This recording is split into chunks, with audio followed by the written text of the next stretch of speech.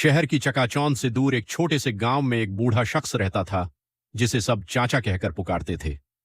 चाचा की आंखों की रोशनी जा चुकी थी, लेकिन उनके चेहरे पर एक ऐसी चमक थी जिसे देखकर लगता था कि उनका दिल नूर से भरा है। हर जुमे के दिन चाचा गांव की मस्जिद के बाहर बैठ जाते और एक पोटली में से सूखे खजूर निकालकर बच्चों को बांटते। एक दिन एक नौजवान उनके पास आया और पूछा, चाचा, आप इतने सालों से यहां बैठते हैं, खुदा ने आपकी आंखों की रोशनी छीन ली, फिर भी आपके चेहरे पर इतनी तसल्ली कैसे है?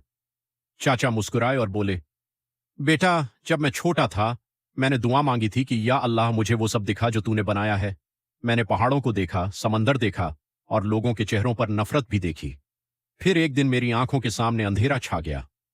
नौजवान को लगा कि चाचा शायद उदास होंगे, लेकिन उन्होंने आगे कहा, शुरू में मुझे बहुत दुख हुआ, लेकिन फिर मुझे समझ आया कि अल्लाह ने मेरी बाहर की आंखें इसलिए बंद की ताकि मैं अपनी अंदर की आंखों से उसे देख सकूं।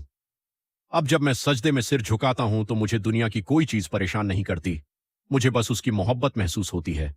लोग आंखों से दुनिया देखते हैं और मैं दिल से खुदा को देखता हूं। नौजवान की आंखों में आंसू आ गए। उसने महसूस किया कि असली अंधेरा आंखों का न होना नहीं, बल्कि दिल का खुदा की याद से खाली होना है।